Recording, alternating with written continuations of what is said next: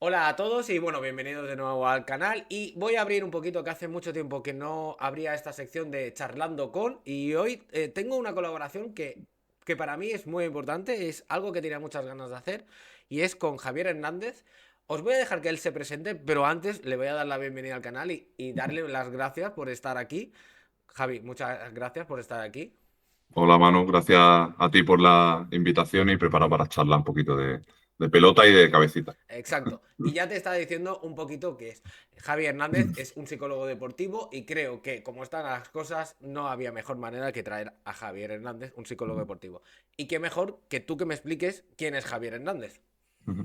Bueno, Javier Hernández, como sé que luego vamos a hablar de psicología, me voy a ir a toda la otra parte, ¿no? Que bueno, he sido jugador de baloncesto profesional hasta hace un par de años, pues intentando hacerme un hueco en toda esta jauría de llenas, ¿no? Que es las ligas FEP, ¿no? La Les Exacto. Plata, Leboro y demás, bueno, con sus penas, con sus glorias, pero un camino bien recorrido que también pues me abrió las puertas de poder ejercer como psicólogo, una carrera a la que llegué pues, al final de chiripa, porque yo quería ser fisioterapeuta, pero la nota de selectividad no me dio. Acabé haciendo la de rebote y la terminé. Y ya dije, bueno, pues ya que estoy aquí haciendo cositas y pinitos en el mundo del baloncesto, pues voy a empezar a ofrecerme a los clubes a hacer algunas charlitas, a hacer algo.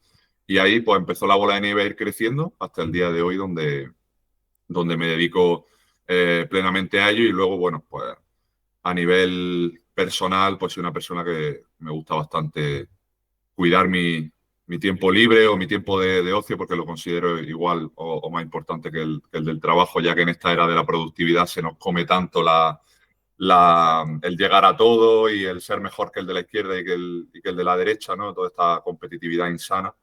Y bueno, me gusta mucho dedicar tiempo a leer, a jugar a los videojuegos, a estar con familia, amigos, pareja.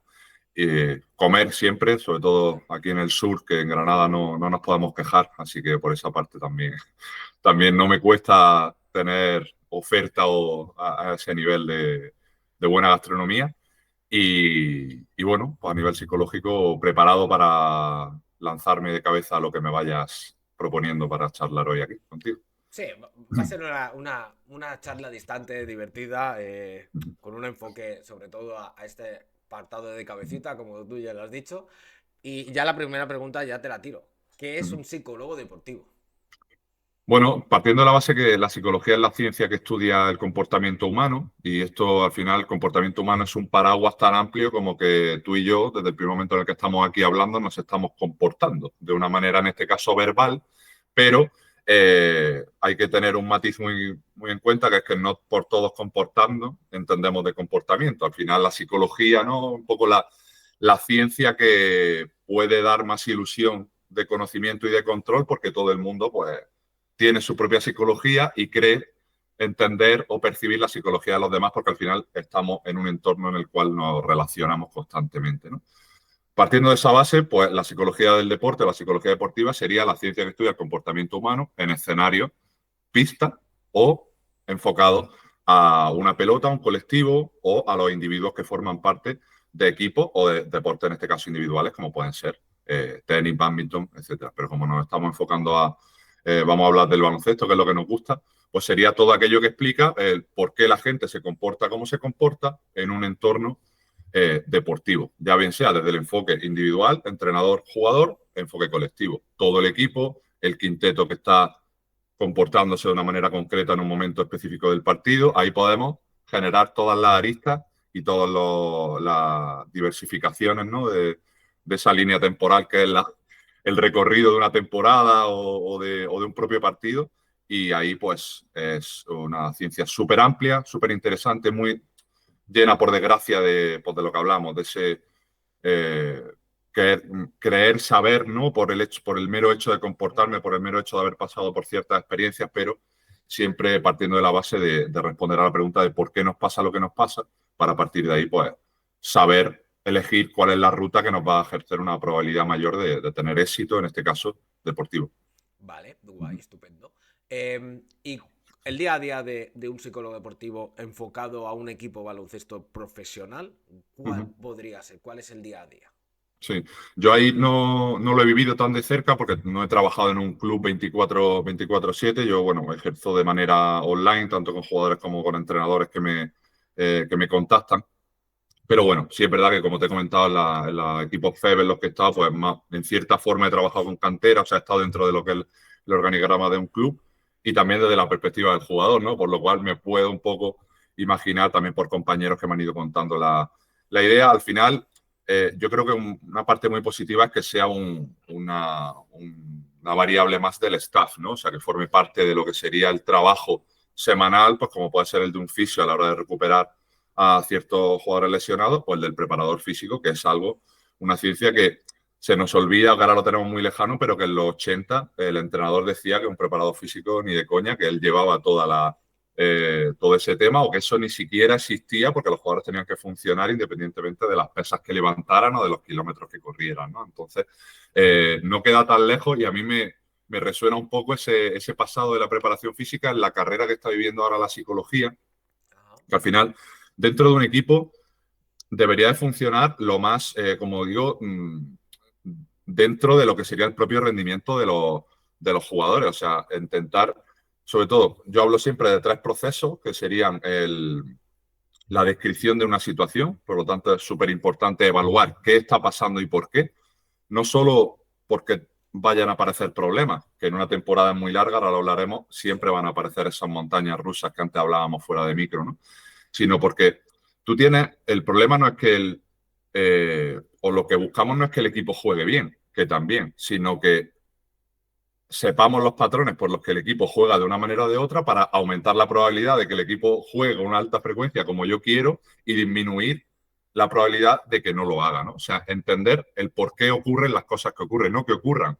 Eso va después, ¿no? Porque una vez describimos el problema, le damos su propia explicación y luego lo modificamos. Ahí es donde entra la parte más importante de la psicología, en la modificación del comportamiento. Porque, hermano, te pongo un ejemplo Por un favor. poco estúpido. Yo si ahora mismo te digo que no pienses en un elefante rosa, tanto tú como yo ahora mismo estamos pensando en un elefante rosa. Y he puesto un ejemplo no al azar porque el comportamiento más difícil de modificar es el pensamiento. Sin embargo, es al que más importancia le solemos dar. Hostia, estoy nervioso por venir hoy con mano aquí a charlar, seguro que me sale fatal. Bueno, va a depender de si ese pensamiento me afecta luego a la hora de charlar contigo, porque si no será simplemente un pensamiento más. Pero fíjate la dificultad, o te pongo otro ejemplo estúpido.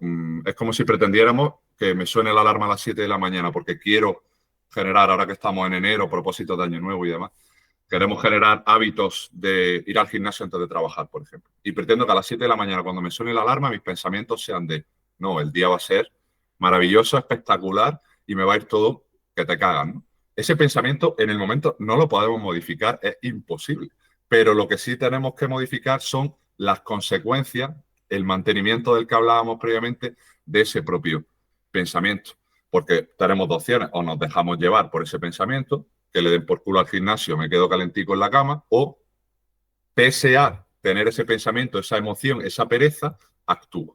Y ahí es donde actúa, valga la redundancia, la psicología. No en las reacciones como tal, porque, bueno, tú y yo somos amantes del baloncesto, no habrá personalidades diferentes en todos los jugadores que ocupan una cancha de baloncesto. Jugadores más emocionales, jugadores que lo llevan todo un poco por dentro, jugadores más viscerales, jugadores que comunican más, que comunican menos. Y no hay una mejor o peor forma de tomarse el baloncesto, sino lo bueno o malo será cómo eso te afecta a las jugadas que siguen en un corto, medio o largo plazo en tu propio rendimiento. Porque, bueno, ahora está muy a la orden del día el caso de Draymond Green, pero Draymond Green, antes de que se le fuera la flapa con todas sus acciones poco deportivas, era un jugador que esa visceralidad, esa emocionalidad le servía para funcionar bien y para hacer funcionar el equipo. Pues imagínate que le pidiéramos a Kawhi Leonard, por poner un ejemplo totalmente en la antípoda, el mismo tipo de emocionalidad, de comunicación, de gesticular, sería imposible. Los dos lo llevan de maneras totalmente distintas, pero hay que buscar generar un impacto en las acciones que siguen, porque aquí lo importante es cómo eso afecta a tu acción. No que yo piense que vaya a fallar un tiro, no tiene por qué implicar que lo falle. Ahora bien, el problema es que ese pensamiento me haga no tirar un tiro cuando estoy abierto y he fallado las dos primeras. Ese es el problema. Y es lo que un psicólogo del deporte en un equipo debería tanto evaluar, como hemos hablado de esa descripción, como, obviamente, a la par que el entrenador y que el staff, buscar meter las herramientas de la psicología en los propios entrenamientos, en las propias situaciones, para que esas consecuencias que hablábamos, ese futuro, vaya modificando las respuestas que seguro que van a ocurrir, porque los partidos son súper extensos, hay situaciones donde nos encajan parciales, donde nos venimos abajo, donde ponemos caras de mierda, donde hacemos una falta mal hecha, pero si siempre nos dejáramos llevar por ese corto plazo, hostia, sería todo eso la casa de Bernarda Alba, ¿no? Acabaríamos todos pues como el Rosario de la Aurora. Pero se centraría el trabajo, por resumirlo y por cerrarlo, en qué puedo hacer una vez me he sentido o he reaccionado o pensado de una manera concreta. Muy interesante. Ya, si quieres, aprovechamos y vamos hablando ya de algunas situaciones que van pasando en un partido y que Ujú. podríamos, pues, más un psicólogo deportivo ayudar, ¿no? Tú has dicho ya dos que me parecen muy interesantes, que es cuando, cómo se haces a que un jugador lo acostumbres a que el fallo o la derrota, lo que no te sale, es algo normal en el deporte, porque aquí pasa desde que eres un amateur, un cadete o un chaval, a un profesional. Tienes que estar siempre en que vas a fallar, que es lo normal, el perder es más normal de lo habitual, pero la sociedad, la competitividad y todo, solo vale ganar, solo vale meter. ¿Cómo afronta un psicólogo deportivo, ya a nivel profesional, pero también amateur, de decirle, oye, que es lo normal, ¿no? Es lo más complicado. Parece algo que parece una tontería, pero el que ha jugado Claro. a baloncesto lo sabe. Y estás ahí, has Ujú. fallado dos tiros, como tú lo has dicho, el tercero no lo vas a tirar. Entonces, Claro, me gustaría saber cómo se soluciona eso, porque yo soy uno de ellos, y te lo debo decir. Yo aún claro. sigo jugando y como falla el primero ya no tiro más en todo el partido, porque me hundo. Entonces, por eso Total. también ya me vale, ya me va a valer a mí Sí, un poco de tal, pero sí. ¿cómo funciona esto, Javi? Esto es lo que hablábamos antes de que lo importante realmente no es lo que pasa, sino por qué ocurre, descubrir por qué ocurre lo que ocurre, ¿no? Porque muchas veces llegan jugadores de, no, estas 2 semanas me han ido, bueno, cuando trabajo con jugadores, pues obviamente hacemos una evaluación de los partidos, también dentro del propio trabajo. Uno me dice, no, estas 2 semanas me he encontrado muy bien, tal. Y luego dice, vale, pero ¿por qué te has encontrado bien? Es como, bueno, no sé, y empezamos a rascar y es que a lo mejor de sus 4 primeras acciones, pues habían sido un rebote ofensivo, un 2+1, un triple abierto que lo metió y una asistencia. Y dices, vale, te vas a los partidos en los que el jugador te dice, no me está encontrando bien, he dejado en este partido de hacer las acciones que me definen y te vas a rascar en esos patrones iniciales, una pérdida, una falta mal hecha, el entrenador me echa la bronca, me cambia, ya me voy del partido, ¿no? Serían como dos Sí, situaciones en la antípoda. Y aquí vamos a seguir el hilo narrativo porque además me lo has dejado votando con el tema del fallo. Eh, por mucho que el fallo sea algo con lo que convivimos desde que somos enanos y cogemos la primera pelota, no significa que por exposición constante a fallar yo tenga que aceptar de manera automática que ese error o ese fallo forma parte del propio baloncesto. O sea, son dos cosas diferentes. Yo puedo aceptar que el fallo forma parte del baloncesto y que luego me toque los cojones fallar 3 triples seguidos. Son dos cosas totalmente distintas. Aquí voy a recoger una entrevista que le hicieron a Djokovic hace poco que me flipó. A mí psicológicamente me parece uno de los deportistas más top de la actualidad, incluso de la historia. Y él dijo una frase que a mí me encantó y la voy a relanzar aquí, que es que para él la habilidad psicológica más importante de un deportista es la capacidad de no quedarse mucho tiempo, ese es el matiz importante, en emociones o pensamientos desagradables. No quedarse mucho tiempo, ahí está el matiz. Y luego él ponía los ejemplos que hemos visto varias veces, de romper raquetas, de pegar gritos, de decirle a un aficionado en la grada que se callase. Dice, claro, tú me estás viendo reaccionar con un aparente descontrol ante ciertas situaciones. Dice, pero lo que tú no sabes es el poco tiempo que yo tardo en volver a mi estado zen, mi estado de flow, como lo queramos llamar, una vez roto una raqueta. Y lleva toda la razón. Tú te quedas con, hostia, mira Djokovic como un deportista de este nivel puede tener estos gestos o llegar a ser capaz de romper una raqueta. Bueno, es que eso psicológicamente nos da igual. Entiéndeme, nos da igual. Puede ser una manera incluso de propia gestión de ese fallo, de ese mal momento del partido o incluso un momento de reset, ¿no? De cambiar, de pasar página para enfocarme en la siguiente acción. Y esto es la parte importante aquí, Manu. No es tan importante el fallo, sino todo lo que nos condiciona el fallo a las acciones posteriores. Te pongo otro ejemplo de nuevo con los pensamientos. Yo soy una persona muy alta, mido 2,03 y mi relación con los comentarios de la gente sobre el físico de la altura, que parece como que la altura te da pie a, oye, échate una foto, cuánto mides, tú jugarás al baloncesto, ¿no? A que te pregunten gente que no conoces, como a mí, en cierta forma, a veces que me agobia, ¿no?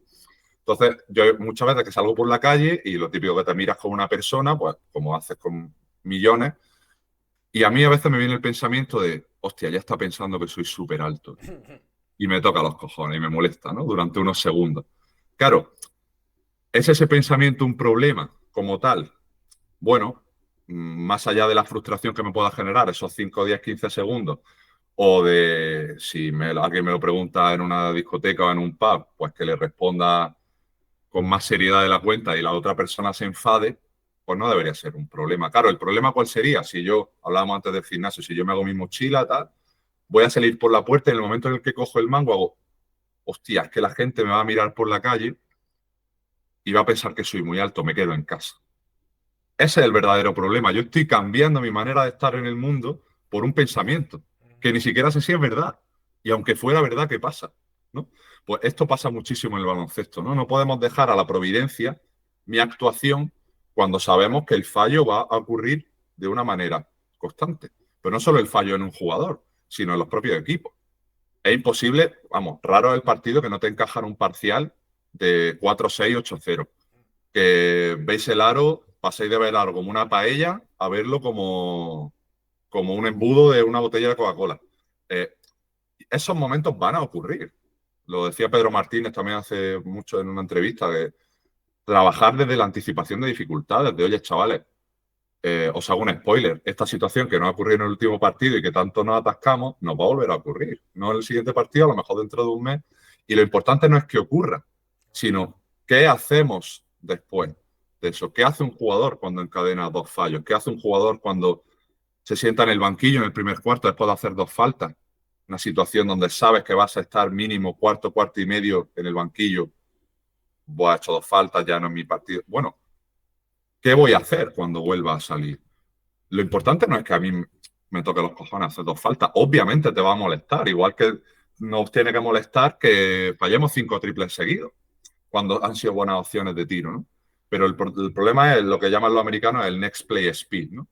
¿Cuánto me quedo, lo que decía Djokovic, cuánto tiempo me quedo en esas emociones o en esos pensamientos que me provocan el fallo? Porque a lo mejor el lenguaje corporal de frustración o de gritar me está dejando el culo vendido para un balance y no meter una canasta en el contraataque, ¿no? Por haberme quedado planchado así, o por no haber entrado al rebote ofensivo.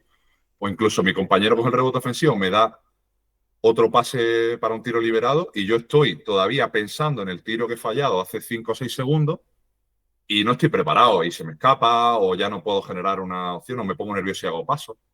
En fin, son las reacciones, lo que hablamos antes de las consecuencias, es eso lo que poco a poco le va a ir quitando importancia al fallo. No porque no nos moleste, repito, sino porque nos vamos a pasar muy poco tiempo, cada vez menos, en esa situación. Sobre todo porque ¿qué buscamos en el baloncesto? No pensar. Obviamente, desde un punto de vista cotidiano, siempre estamos pensando en algo, pero lo tenemos tan automatizado las acciones que parece que estamos como en ese estado de flow que muchas veces se menciona, pero el estado de flow no es más que tengo tan automatizadas las acciones que hacer después de una situación concreta, que es la famosa frase de me sale solo. Y esto en psicología se llama condicionamiento clásico. El experimento de Pavlov con la campanita, la comida y los perros salivando, Sí. pues esto es el baloncesto. Fallo, me toca los cojones, vale, eso no lo puedo impedir, pero sí puedo trabajar en cuántos segundos tardo en cambiar mi chip, next play speed, balance defensivo. ¿Cuántos segundos tardo en entrar al rebote? ¿Cuántos segundos tardo en hacer una falta para parar un contraataque? Esas son las acciones que debemos evaluar porque son las únicas que podemos modificar. No podemos cambiar el pensamiento de me suena el despertador, alarma a 7 de la mañana, pensamiento de pereza, eso no lo podemos cambiar, pero sí podemos cambiar lo que hacemos luego. Vale, guay. Estupendo. No sé si fallaré más o menos, pero ahí estará Mm. la cosa. Bueno, es muy amplio, mano. Si pudiéramos Sí, resolver sí, el ojo, tema del ojo. fallo en media Madre hora, mía. todo sería. No tendría trabajo, eso yo no tendría trabajo, eso seguro. Está claro. Me gustaría hablar un poquito también de, sobre todo en nivel profesional, ya Le Plata, Le Oro, ACB, NBA, menos NBA porque no me acaba mucho de convencer, porque yo soy más de básquet europeo, pero ¿qué es el condicionante de el ambiente, la sociedad, ¿no? Lo de fuera, ¿cómo influye dentro? Porque, claro, redes sociales ahora mismo, como un jugador falle dos triples o falle, madre mía, con lo que cobra, ¿por qué está fallando? Ya. Claro, ¿cómo eso tiene que afectar? A mí no me pueden decir que no y tal. ¿Cómo afecta esto a un jugador? Bueno, está además muy al orden del día con el tema de la relación de la sociedad entera, no solo el deporte, con las redes sociales, con los móviles, con la tecnología, todo el tema de esta era de la productividad que llamamos, ¿no? De temas notificaciones, los inputs, el famoso multitasking, ¿no? Imagínate, yo estoy aquí hablando contigo y mientras chequeo Twitter o estoy haciendo algo del trabajo, o sea, es algo que eh, objetivamente está eh,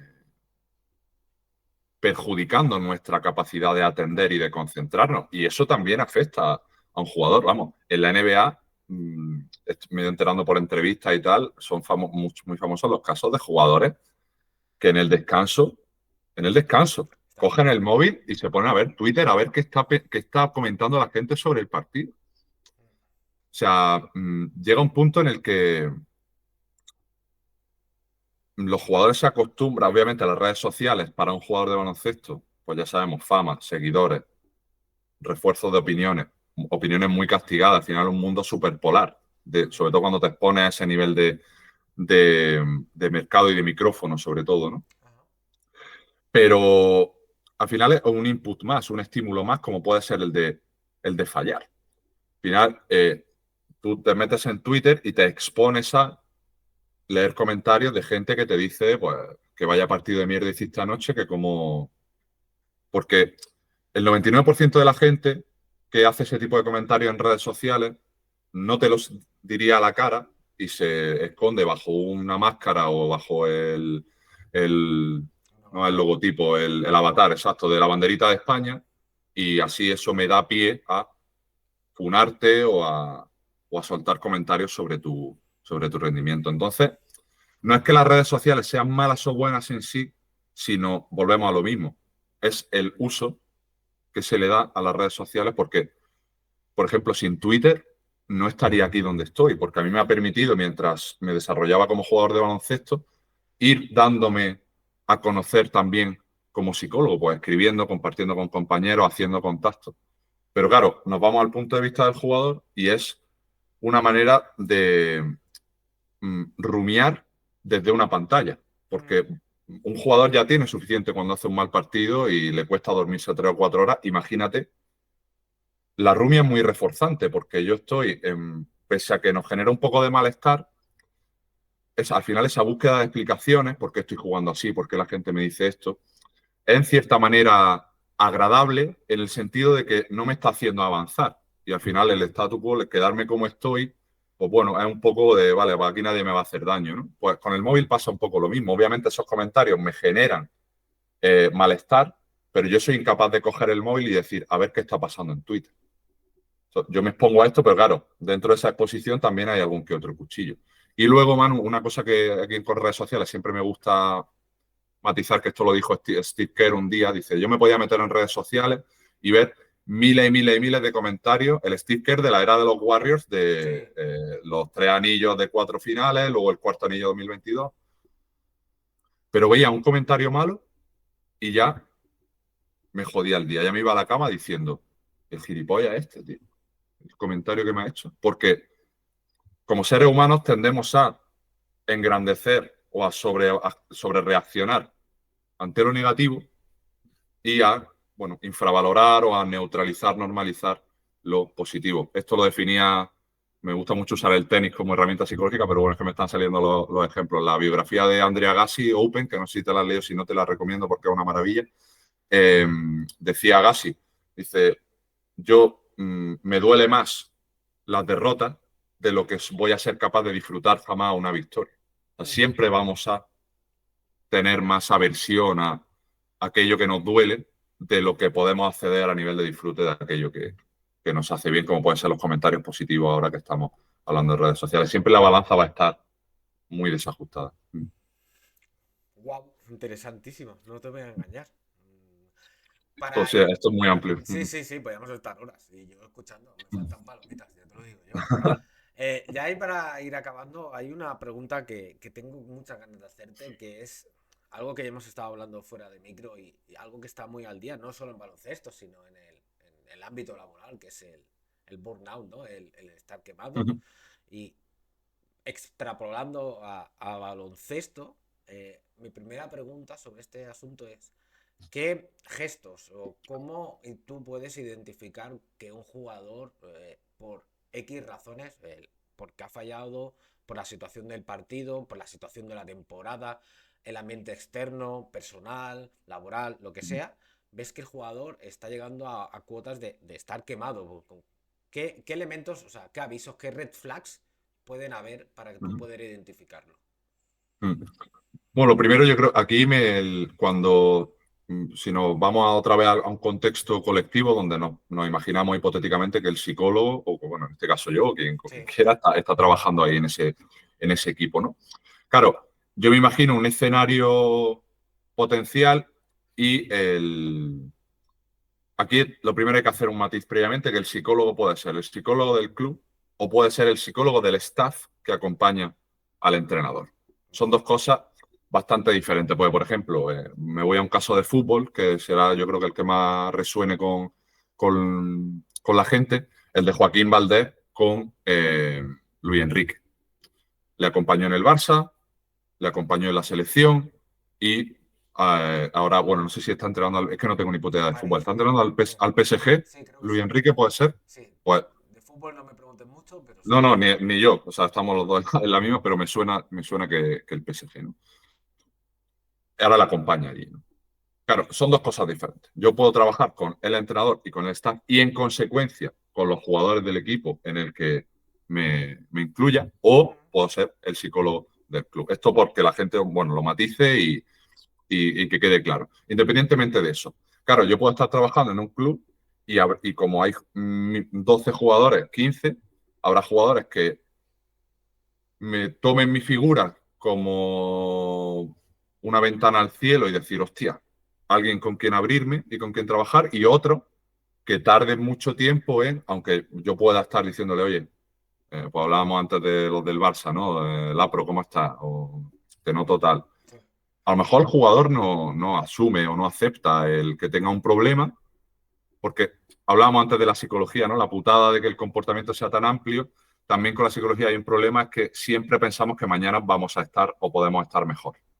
Porque yo si me hago una micro rotura de 3 centímetros, obviamente si voy a dar un sprint y no puedo, sé que tengo un problema y sé que tengo que ir al fisio, que tengo que recuperarme con el preparador. Con la cabeza, a no ser que haya un escenario hiper extremo de, pues me he encontrado, voy a salir de mi piso. Hablábamos antes, ¿no? De, hostia, voy a salir de casa y como voy a pensar que soy muy alto, no lo hago. Voy a salir de mi piso a jugar un partido y no puedo. Eso sería un caso hiper extremo de un bloqueo absoluto, ¿no? Pero con la cabeza siempre ocurre eso, ¿no? Pero el anuncio famoso este del algodón no engaña, ¿no? Que es bastante antiguo. Para mí es el lenguaje corporal el que no engaña, sobre todo en jugadores que ya son de sobra conocidos y que ya tienes supuestamente un contacto con ellos cuando están en sus mejores momentos y cuando están en sus lows, ¿no? Ahora con Ricky Rubio tan de actualidad, o los highs y los lows, ¿no? Porque el lenguaje corporal es el que te va a dar la alerta que tú decías de cómo el jugador está viéndose. Hablábamos antes de lo reforzante que es las redes sociales a nivel de cómo yo me puedo embarrar en esa mierda, ¿no? de pensamiento. Pues con esto es un poco igual. Cuando yo me siento quemado, lo que ocurre es que dejo de hacer cosas que me generan placer, que me son satisfactorias. Te pongo un ejemplo que hemos vivido hace, por desgracia, no mucho, Manu, el COVID.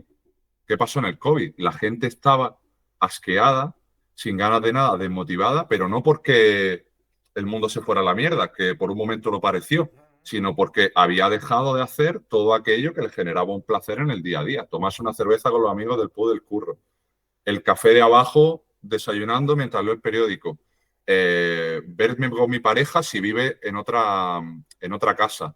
Miles y miles y miles de actividades que nos son reforzantes del día a día y que de repente las perdimos. Entonces, ¿qué pasa en estos bucles? El caso más claro es la depresión, ¿no? Cuando yo me siento mal, haciendo una reducción al absurdo brutal, la depresión es un bucle entre, en una parte de la pista, me siento mal y como me siento mal, dejo de hacer cosas. Y como dejo de hacer cosas, me sigo sintiendo mal. Y es un bucle que no termina. Por eso, la clave aquí es lo que hemos hablado antes, hacer las cosas a pesar de. No esperar a, hostia, qué motivado estoy, me voy al gimnasio. No, hay que hacerlo a pesar de que la motivación aparezca o no aparezca.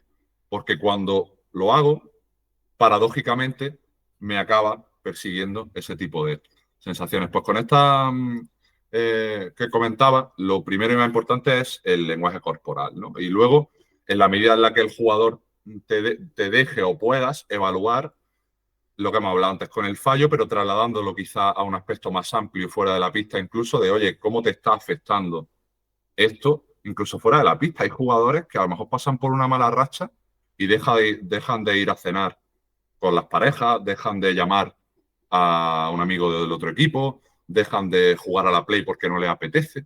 Estamos restando cosas placenteras y apetitivas cuando lo que hay que hacer cuando estoy mal es, aunque no me apetezca un carajo, hacerlo a pesar de ese tipo de sensaciones, porque es lo único que va a romper esa, esa barrera, ese bucle del que hablamos de estoy quemado, dejo de hacer cosas. Y encima, como lo que me reporta esas sensaciones agradables, que es el baloncesto, no estoy siendo fiel ni coherente a lo que a mí me representa, porque estoy dejando de, si soy, pues yo me imagino, Lapro, que es argentino, pues seguro que es un tío que en el vestuario hace, no me lo imagino sentado mirando el móvil, o sea, me imagino un tío haciendo coña, Sí. o sea, dentro de su personalidad que sea bastante dicharachero, ¿no? Pues, hostia, imagínate que ahora, pues de repente, llega a los entrenamientos con cara de mierda, no se queda a tirar al final del entrenamiento cuando un tío que a lo mejor lo puede hacer con asiduidad, deja de gastar bromas, deja de quedar con los compañeros.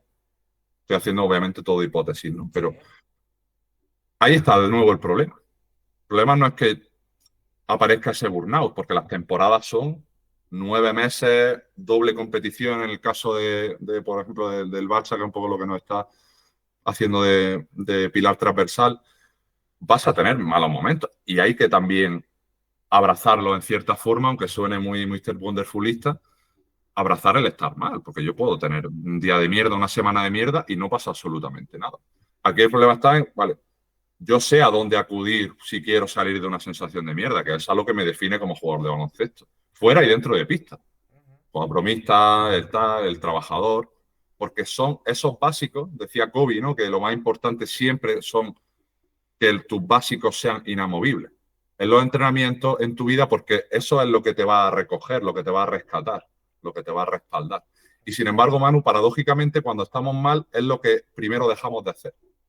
Me encuentro mal, soy un lector asiduo, dejo de leer. Me encuentro mal, dejo de quedar el fin de semana con mis compañeros. Me encuentro mal, dejo de hacer todas aquellas cosas que ahora me cuestan más, pero que, como decía Djokovic, hay que hacerlas a pesar de tener esas reacciones y tener esa falta de ganas, porque, bueno, la vida es... El sufrimiento forma parte es condición necesaria de la vida y hay que saber también transitarlo y convivir con ese tipo de escenarios el tiempo justo, sobre todo sabiendo que las temporadas son largas al principio, pero luego vuelan. Y te encuentras en enero diciendo, joder, llevo 2 meses que en piloto automático, en el síndrome del funcionario, que digo yo, de me encuentro como una mierda, voy con el síndrome del funcionario a entrenar y como estoy entrenando con el síndrome del funcionario, obviamente yo no estoy satisfecho con cómo estoy entrenando, entonces me sigo encontrando como una mierda. Y es todo ese bucle que de alguna forma, pues, bueno, estamos hablando aquí del psicólogo, pero también obviamente el entrenador, es decir, Al final el deporte es súper multifactorial, el deporte colectivo, y no hay solo una barrera o un método con el que ya el problema se, se solvente, ¿no?